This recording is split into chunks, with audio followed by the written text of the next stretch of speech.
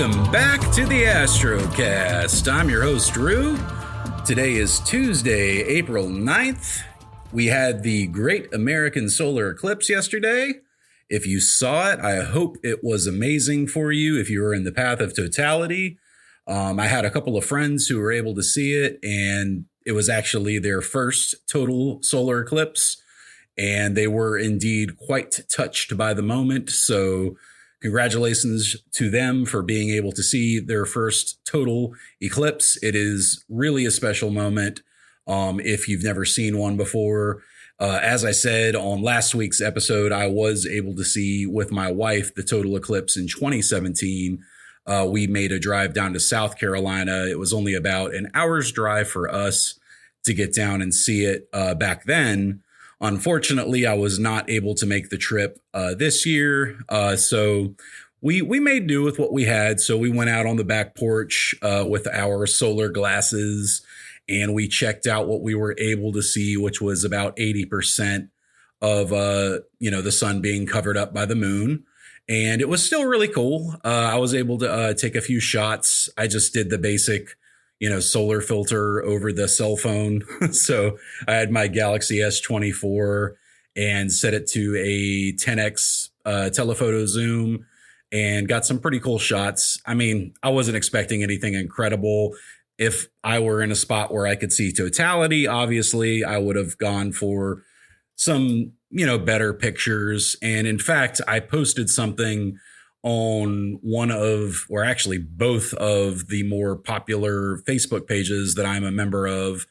And I gave a piece of advice on Sunday night before the eclipse that I think a lot of people needed to hear. And I hope a lot of people got to hear because, the week up to the eclipse, all I saw were people asking questions about, how do I do this? How do I do that? How do I do this? How do I do that? And that's fine. That's what forums are for. They're there so people can ask questions. And that's what's great about our community is that we're able to exchange information back and forth and help each other out. And I really feel like the astronomy community is one of the very best community as far as hobbies go for being able to help each other out. I don't think I've ever seen a situation where somebody's asked a question and hasn't gotten, multiple responses from people offering suggestions on how to fix it. That being said, though, what I was warning people of is if they were still struggling heavily with how to photograph the sun properly leading up to the eclipse on, that Sunday afternoon, to perhaps consider foregoing photographing, particularly if you were in the path of totality. If you were lucky enough to be in the path of totality, don't miss a once-in-a-lifetime opportunity to observe it by screwing around with technology for 4 minutes. And, this is coming from me, a guy who, absolutely loves technology, clearly. But it's a really special moment. And what the point I was making is there are going to be thousands upon thousands of incredible images from this solar eclipse that you're going to be able to view whenever you want.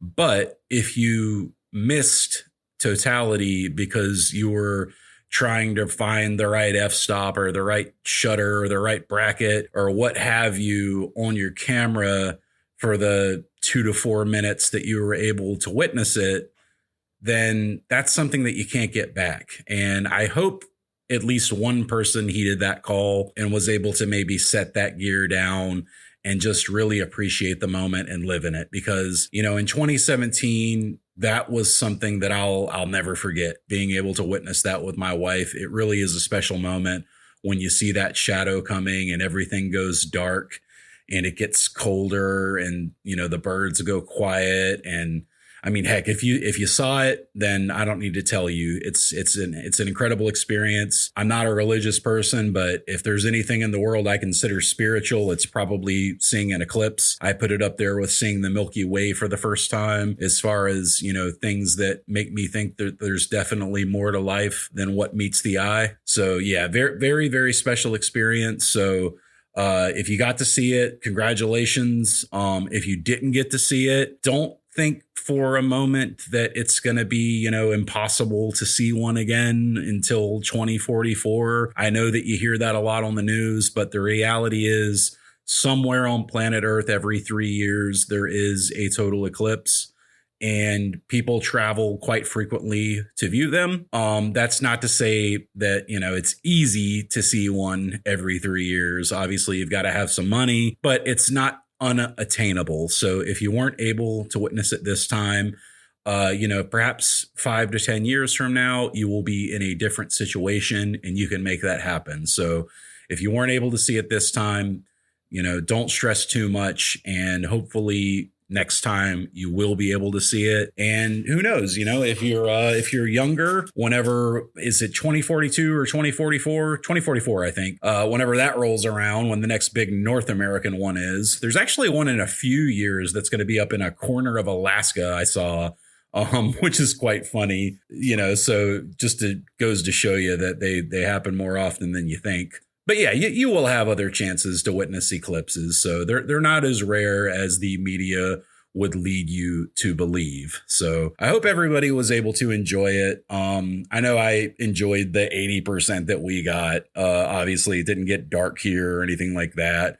But it did kind of look like it was about 7 o'clock at night. It was definitely a lot dimmer out, which was kind of cool. My wife commented on that. She said it looked like the sun was going down early, when totality rolled around, which was around 3:11 in the afternoon, which was pretty cool. And then I noticed we had two different types of solar eclipse glasses. I actually had my original ones from 2017. They were still in my truck's glove box because I just put them in my glove box after the eclipse in 2017 and kind of forgot about them. And I said, well, I'll grab these next time there's a solar eclipse. And, that's what I did. So, years later, I grabbed them out. And then I had 2 more pair that I had bought from High Point Scientific a few months back in anticipation of this eclipse. And I realized towards the end that the original pair that I had from 2017, when you looked at the sun, it was orange, like I guess technically more natural. But then when you looked through the other pair,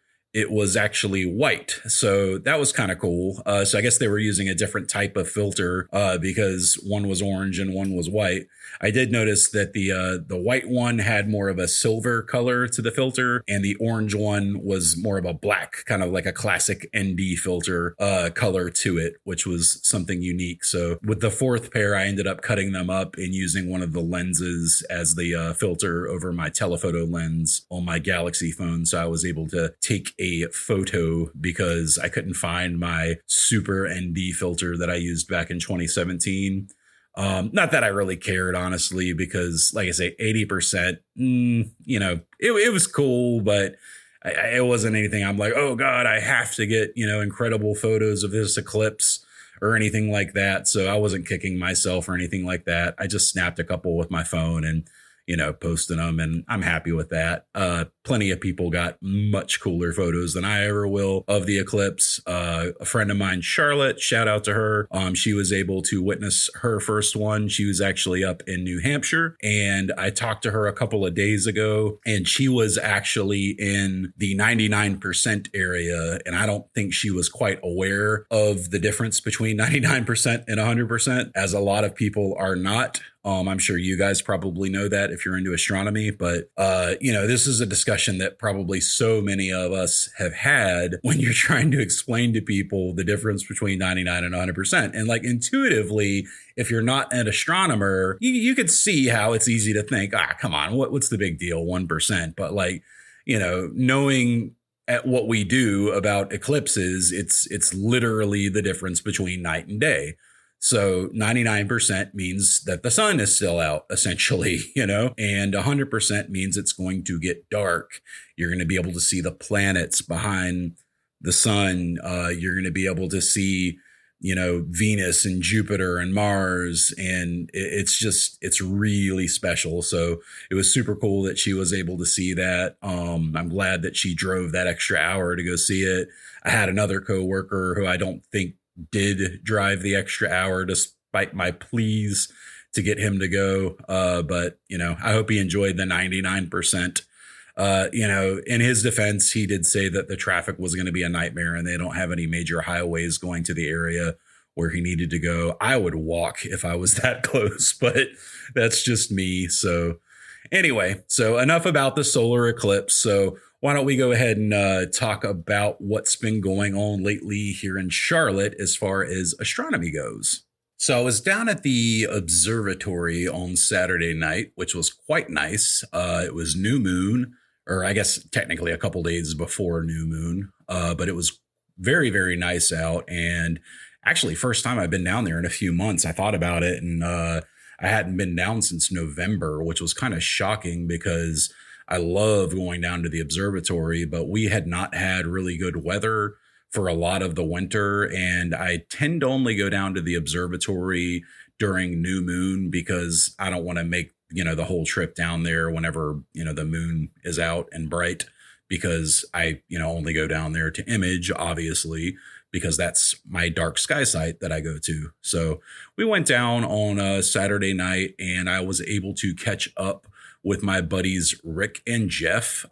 Rick has been on the show, obviously. If you listen to, I believe it's episode 7, he is the director of the Gailey Trigsby Observatory, which is home of the Charlotte Astronomers Club. And they actually own the company Dark Dragons Astronomy, which are obviously also good friends of the show. And they were talking to me about a really cool project they did recently. They did their largest install yet for a roll-off roof observatory. So somebody in New Mexico had built this massive building that had, I believe it was 13, it was 11 or 13 piers inside of it, but the building itself is huge. And the guy who had set it up originally had used, I believe, like a barn door motor of sorts to roll it off, and it did not work at all. And the guy had invested all this money into building the observatory, and he was actually renting out the pads for the observatory.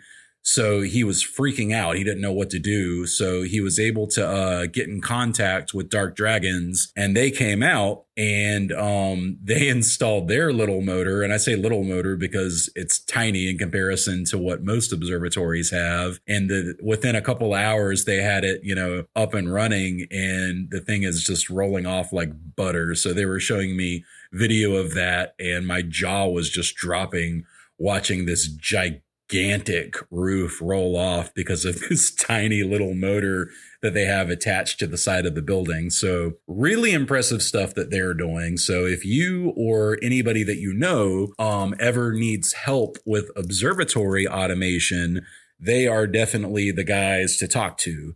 They're working on a lot of different projects, but I guess their big product right now is obviously the roll-off roof automation products for being able to roll your roof off. And that is kind of, their big install right now. So if you ever need to, get one of those installed, I will leave their contact info in the show notes. And I can actually attach some of their media info as well, so you can have a look and see what I'm talking about. They're working on several other products as well, and it's all really cool stuff. I think they're just really top-notch stuff. Whenever they started about a year ago, I don't know how long they've been doing it, but whenever I met them about a year ago, I sat down and talked with them for a good while, and I said, man, you guys are really onto something good here.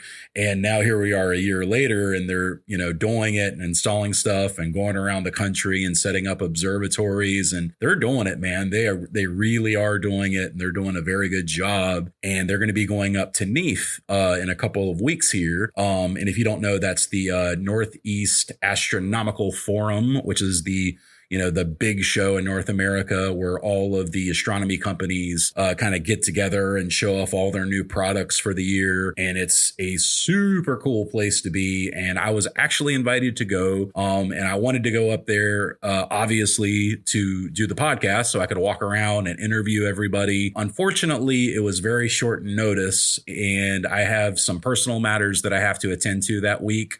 So I was not able to make it happen. But I talked to Jeff, Jeff, and we're kind of working on a plan where we think we're going to be able to kind of work something out where me and him are going to team up together for a special episode of the podcast and maybe be able to work together so we can have a little bit of, kind of live interviews happen on the floor from Neve, where me and him will be able to, talk live together while he walks around on the floor and interviews people. So we are going to be working on that. So stay tuned for that. And hopefully we will be able to bring you some really cool stuff from Neve here in a few weeks.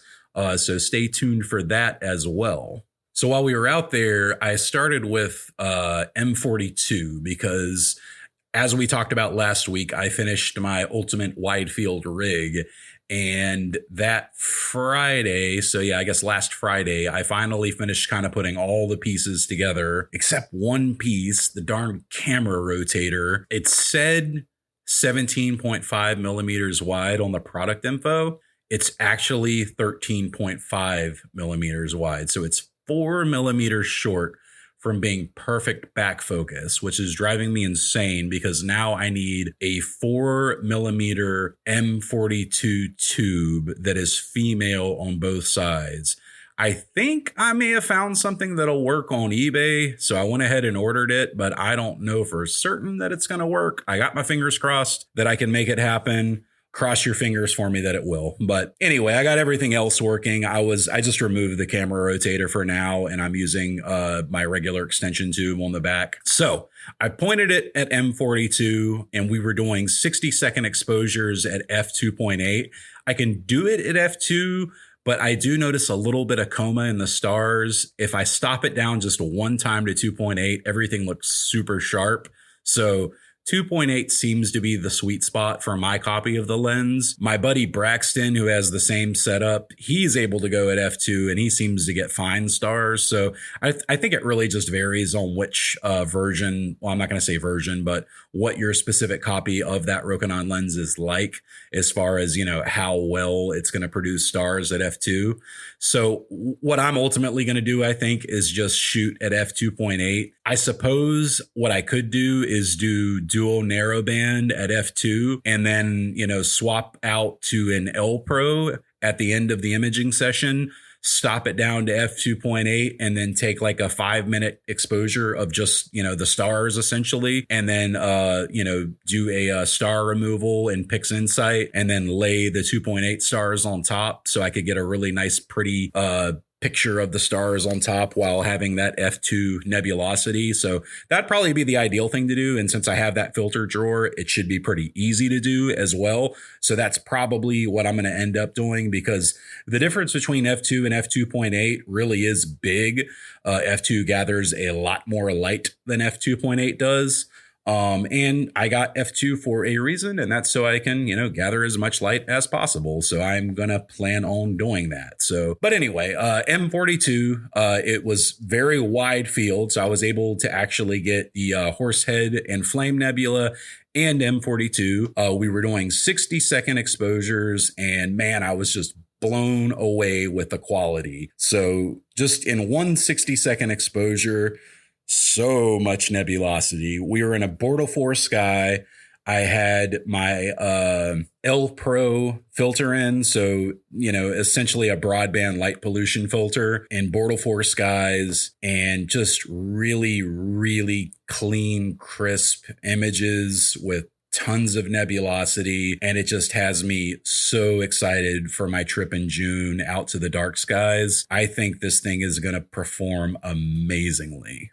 So it was up for probably, I think we got about 90 minutes on M42. I was so busy on Sunday, I didn't even have a chance to process the photos. I haven't processed them yet. I got all the subs on my USB thumb drive, and I really want to process them because I got some great shots. But so I did M42 first, and then after that got, into the light dome, down near the horizon, I went ahead and moved over to Markarian's chain.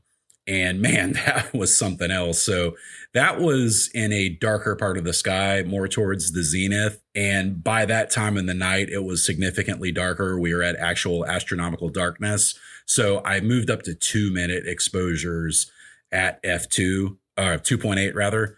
I still had the L Pro in. I have not been able to test out the L Extreme F2 filter that I purchased yet, and I'm dying to test it out, but just haven't had a chance to yet. So I think whenever I put that in, I'm going to be able to take much longer than 2-minute exposures, obviously, but I don't want to blow it out. And since it's a, broadband filter, if I go more than, 2-3 minutes at f2.8, I'll probably end up blowing the subs out. So I went to Markarian's chain, and with a 2-minute exposure on that lens, the number of galaxies and color on not just the galaxies, but the stars was incredible. We were all looking at the tablet as the subs were coming through, and we were counting just so many binary stars. It would have been an excellent way to determine the seeing on that night or any given night, because you could really zoom in on these binaries and see,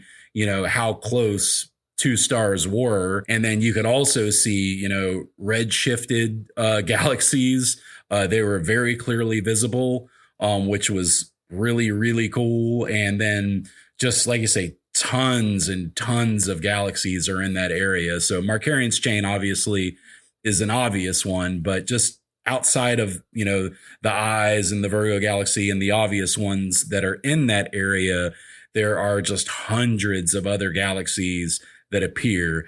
And it occurred to me after I did, we got well over an hour on that one, but it occurred to me later, I was doing the plan in ASI Air, which essentially just says, okay, I want to do 2-minute exposures and I want to do it 100 times. Go ahead and do it.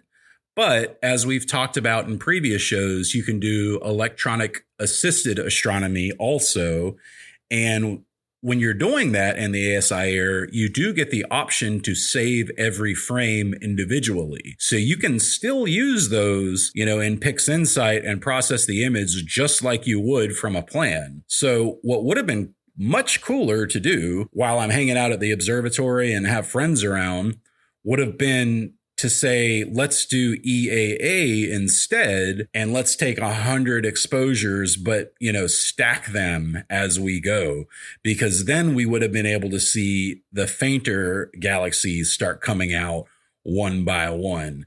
And that could be something just really fun to watch if you're in a really dark location and you have a really wide field lens like that, and you're just, in an area of the sky that's packed with galaxies, that could be just silly fun. So I'm thinking like take a 10-minute exposure, okay, with, like an L Pro filter so you can, get a lot of the light pollution filtered out. And then take that on, I think it's astrometry.net, if I'm not mistaken, the website that allows you to plate solve if you upload an image, and I'll link it in the show notes. But basically there's a website where if you take any of your exposures, it will plate solve it for you and then annotate the image and show you, the names of any galaxies or objects that are in the area, right? And then you can see every one of those galaxies as they appear and know exactly what you're looking at. So that could be a really fun way to spend the night. You know what I mean? So something that I'm definitely going to do next time I go down, if we get another chance to during galaxy season.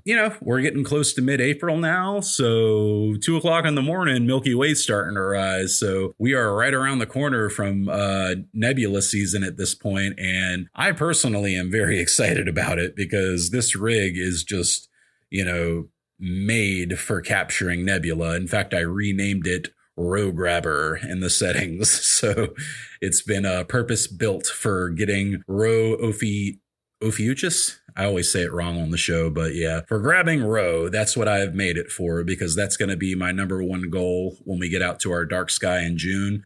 Secondary target is going to be the Blue Horsehead Nebula. So I hope to get that one as well. With the 135, I think that'll frame up pretty good. And then my 80 ED, which is my doublet. I guess technically it's a triplet because we've got the reducer in there. I actually did go ahead and order a second astronomy camera. So I have been talking about that for probably 3 weeks on the show now, maybe 4. And I've struggled mightily on which one to get because there are so many great cameras out there to choose from that come at so many different price points. And ultimately, what I decided on came down to the sampling. So I really couldn't find a camera that sampled properly with the 135 lens. Pretty much everything is going to be undersampled with the 135 just because it's so wide. That being said, though, the shots look really good with the 294 MC Pro. So I'm pretty okay with using the 294 on that setup. And if I end up using that as the main camera for that setup, I'm perfectly fine with that. So when I went to go get the secondary camera, my thought was, okay, let's see if we can buy for the bigger rig. So I was thinking to myself, well, if I'm buying for my bigger telescope, why not look for something that can get me more reach? Because my 294 has a wider field of view, obviously. And so then I started looking at astronomy.tools, which is an excellent website that will let you put in any details that you have as far as what type of telescope you have and what type of camera you were looking at. And it will tell you if you are oversampled, undersampled, or right in the green as far as, well sampled. And when I say sampled, I mean that the pixel size matches up well with the focal length. So your details will look nice and crisp whenever you're looking at the photo when it's finished. Won't appear too blurry. And it won't appear too, blocky. So anyway, what I ended up going with was actually the ASI 585 MC Pro. So that is the new budget cooled camera from ASI. It actually was the only one for my 80 ED that ended up in the green as far as under and oversampling is concerned.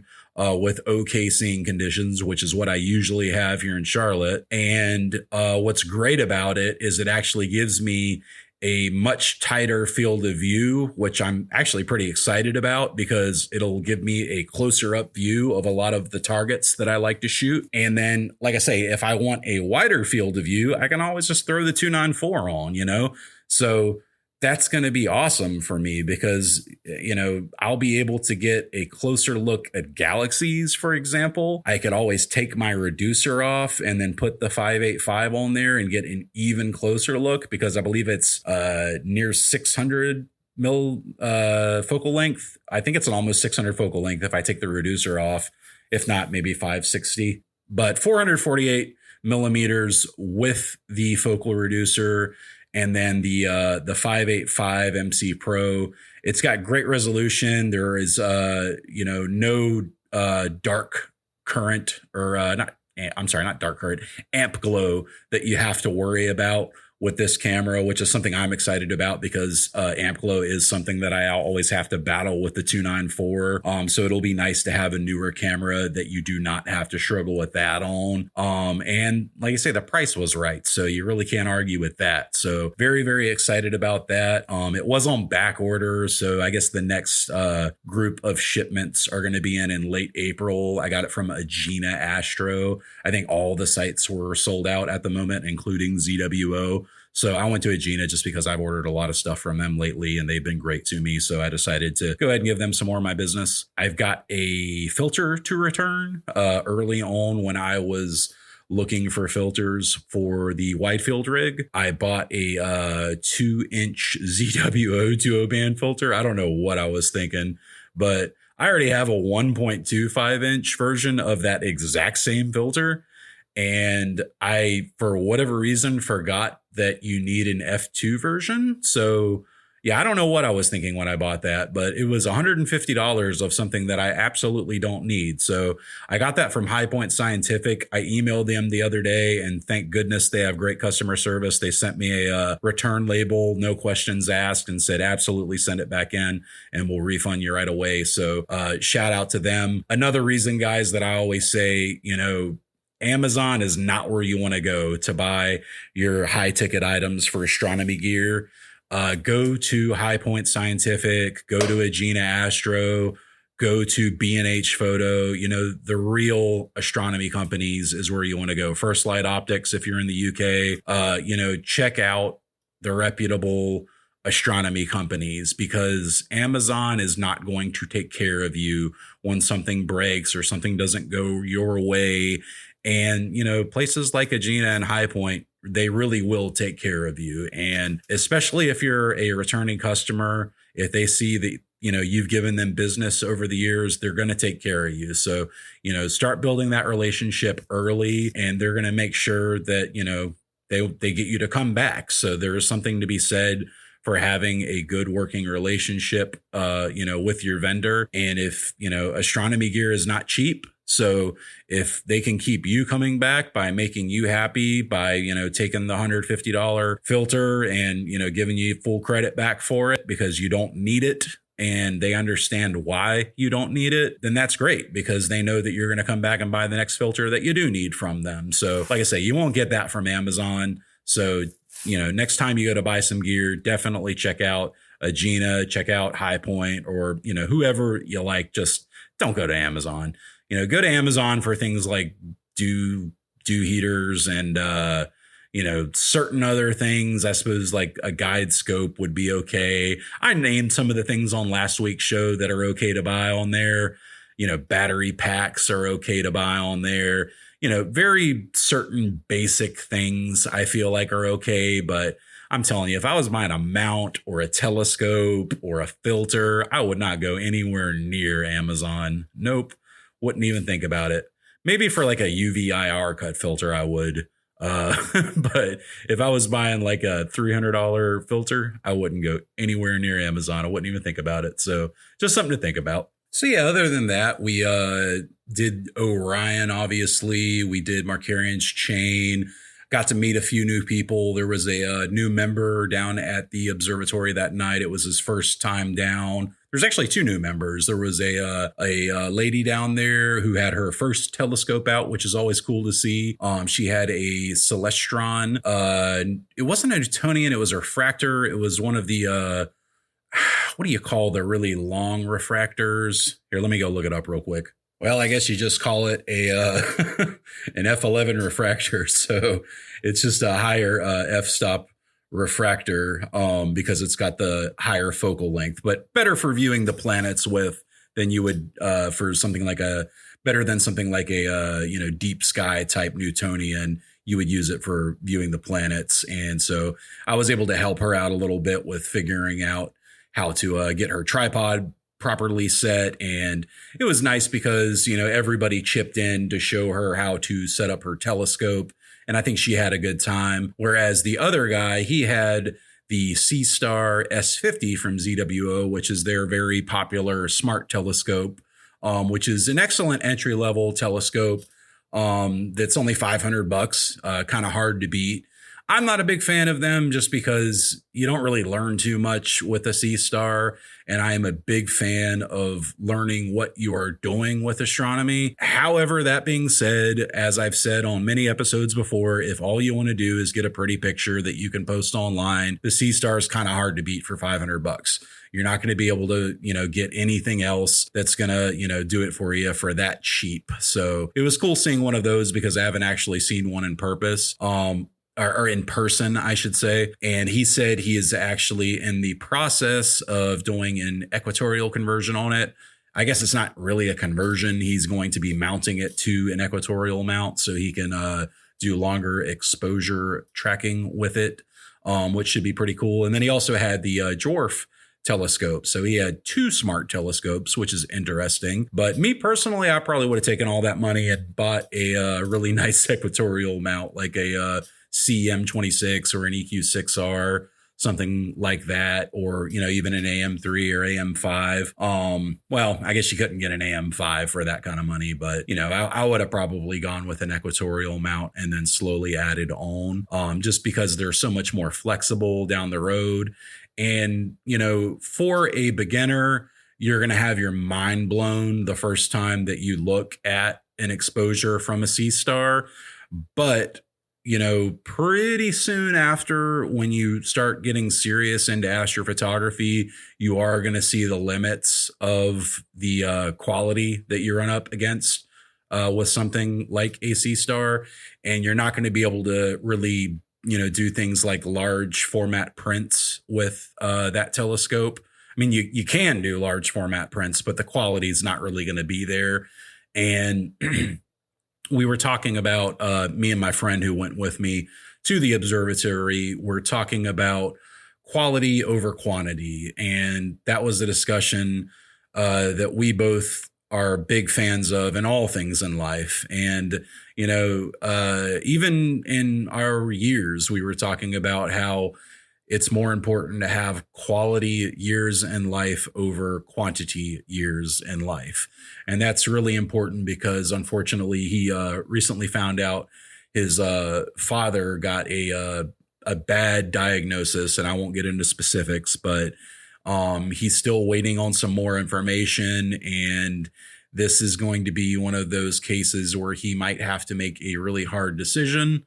And it might come down to one of those situations where he's got to choose whether to live a longer period of time with a much lower quality of life, or a shorter period of time with the same quality of life that he is accustomed to. And the guy's not even going to think twice about it. He wants to, live with the same quality of life that he has always been accustomed to. And me and him are very alike in that way.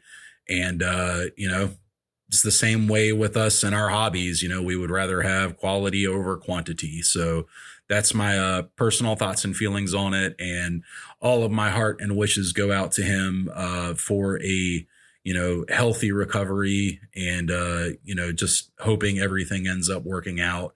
It's not all, dark and bleak. We don't know, what the end result's going to be yet. There's still more questions to be answered. So really hoping that we get some good news in that regard.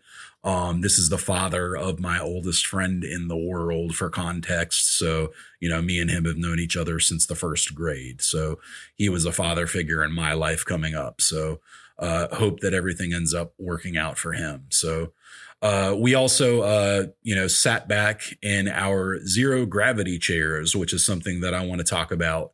With the nebula season upcoming, there's going to be, a chance for a lot of stargazing, which is something that I always love doing, which is just kicking back and watching the skies, particularly if you're in a really dark area. So anytime that you get to make a trip out to a dark site, you're going to set all your gear up, and if you're like me, it's going to be mostly automated once you get everything set up.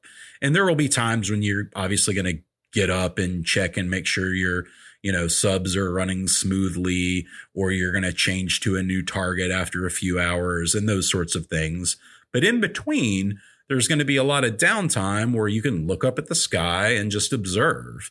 And while that's happening, you want to be comfortable. The first few times when I got back into astronomy big time, that we went and watched meteor showers, I remember coming home with terrible cricks in my neck, because I used regular, like the Bernie Sanders style folding chairs that you can just kind of flip out and sit down in, and then, crick your neck back and look up at the sky.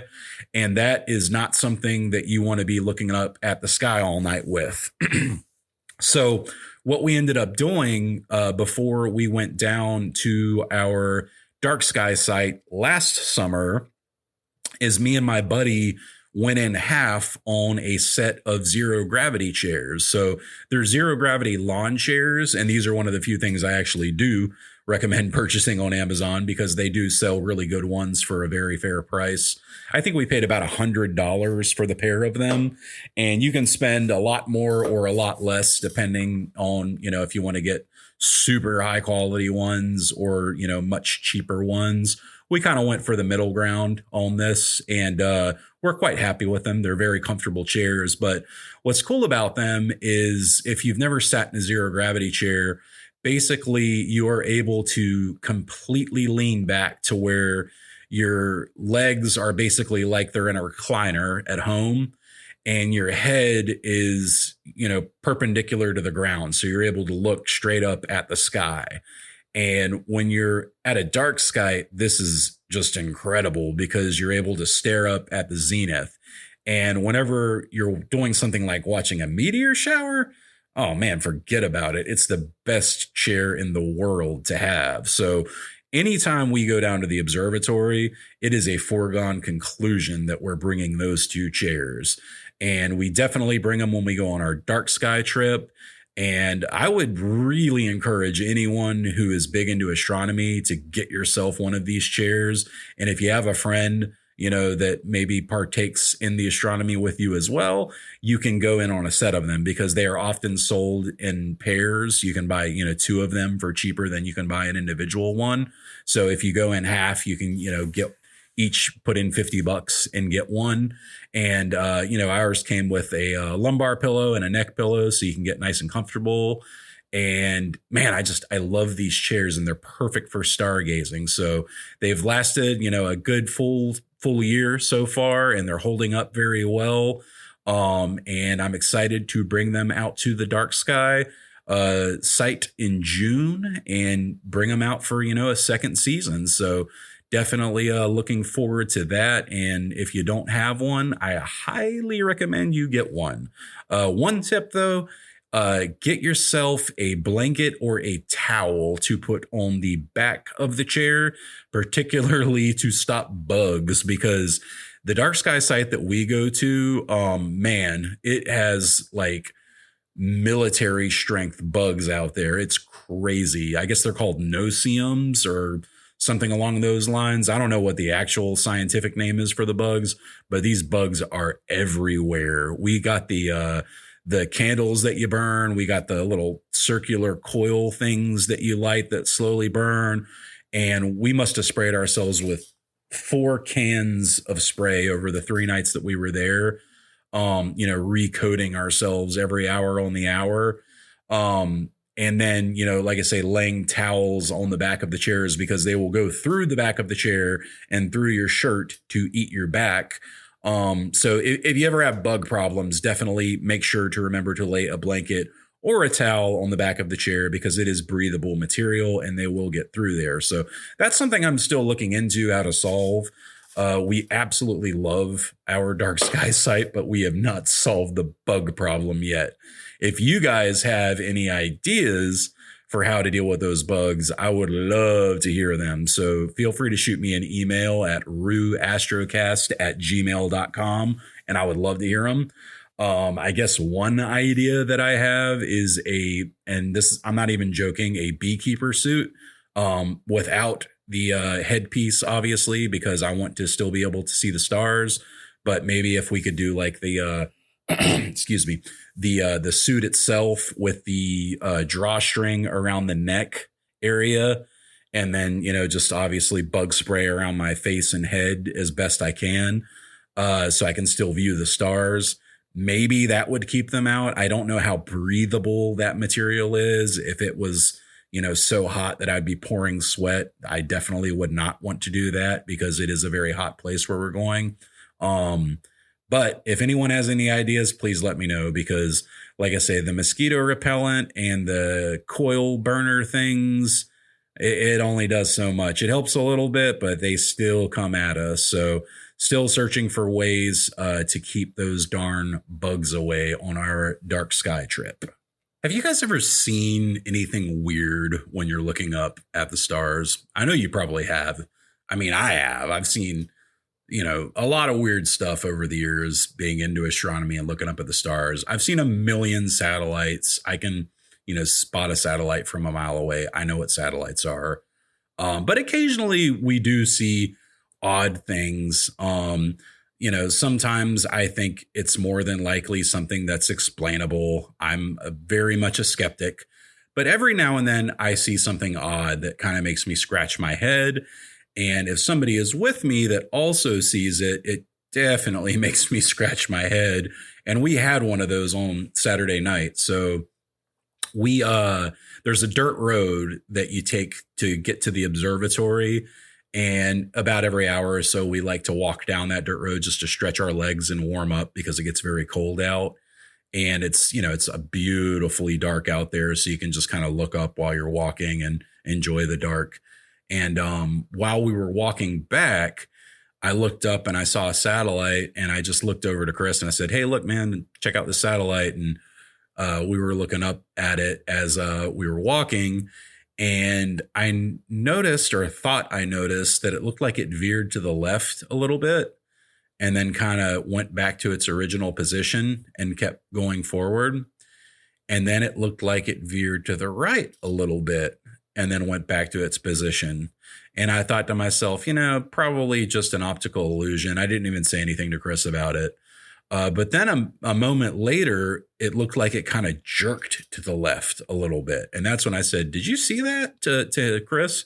And he looked at it and he didn't say anything yet. And then it looked like it kind of wildly jerked to the left and then to the right.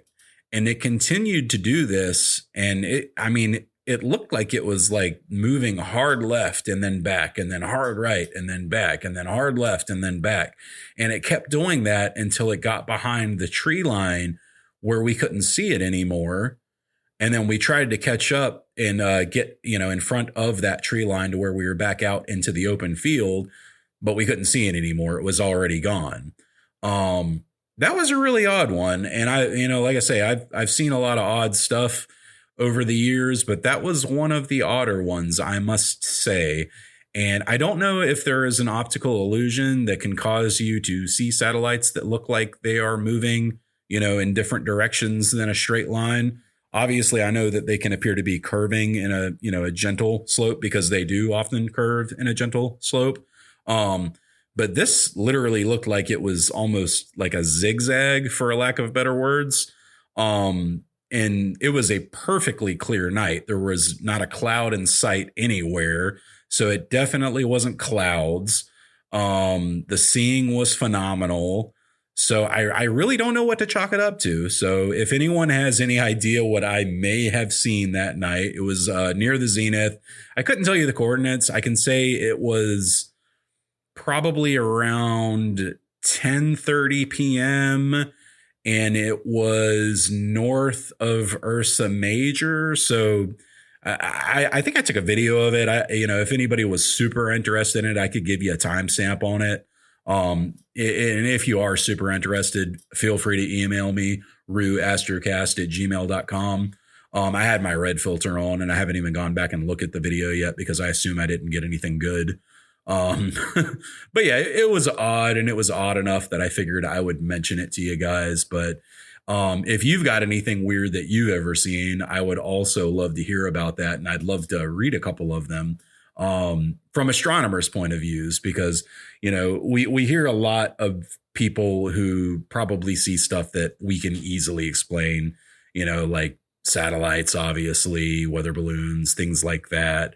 But I love whenever you hear an astronomer see something that they can't explain, because then it's something out of the ordinary. So if you've ever seen something like that, I want to hear about it. So shoot me an email, ruastrocast@gmail.com. If you've ever seen anything odd or out of the ordinary, I want to know about it, because that was a weird one. I've seen a couple other things over the years. I won't get into all of them right now because this isn't that kind of show, but I just thought I'd mention what I did see Saturday night.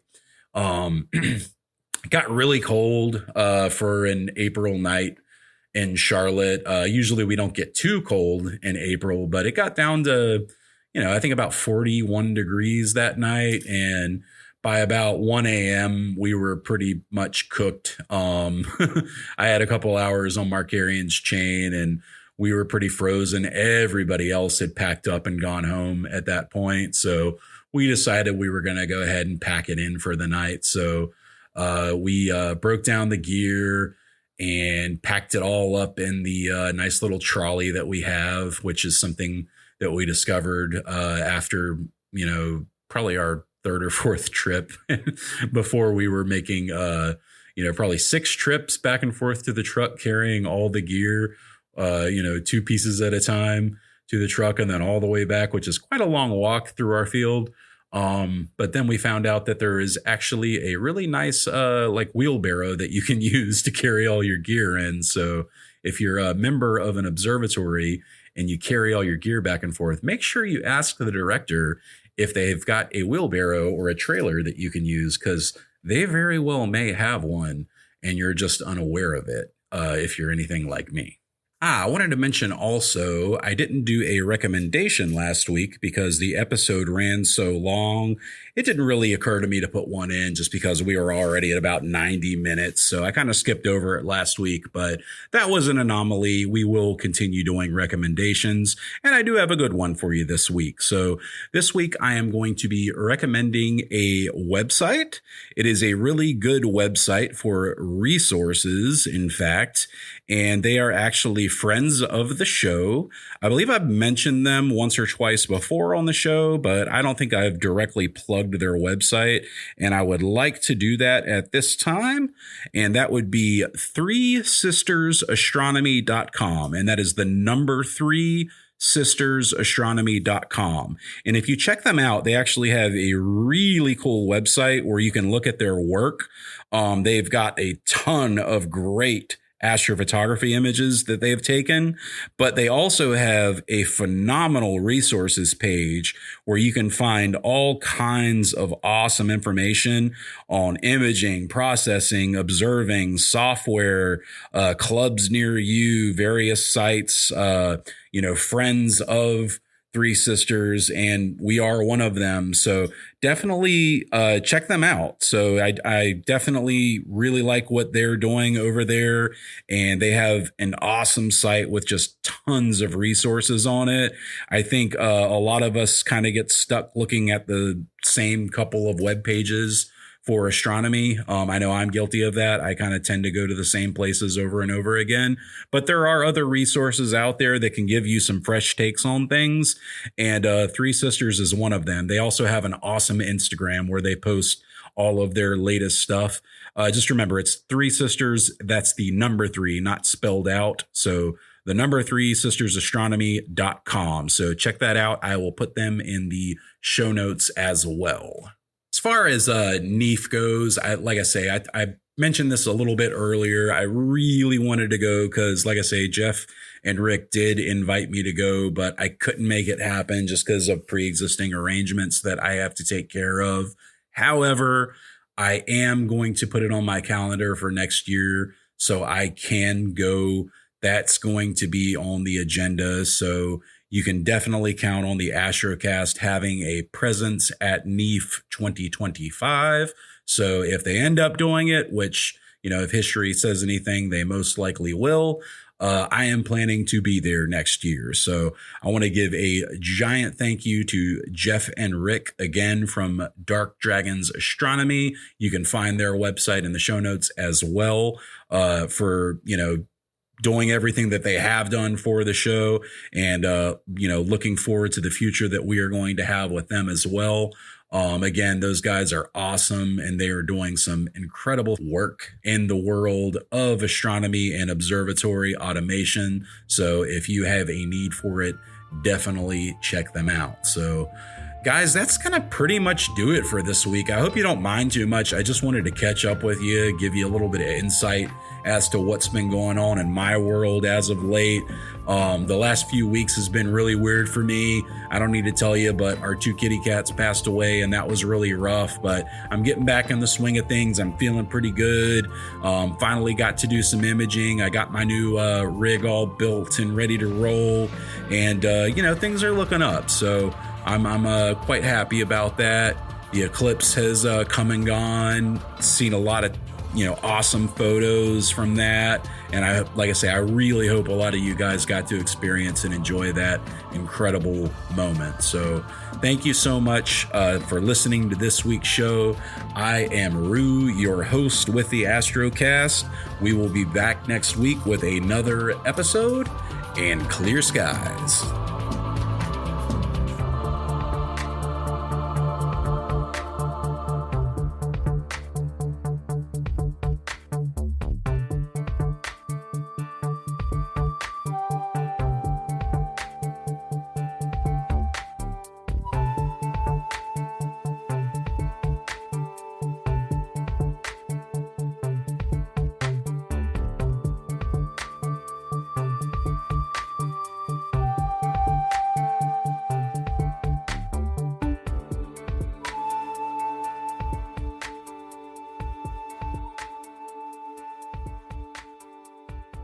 All right, so this week I have a joke for you. And it's funny because only astronomers will get the joke. So, guy's talking to his friend and he says, "Last weekend I was out imaging something." And the guy's friend looks at me and says, "Oh, yeah, what were you imaging?" Guy looks back and he says, "I don't know, M something."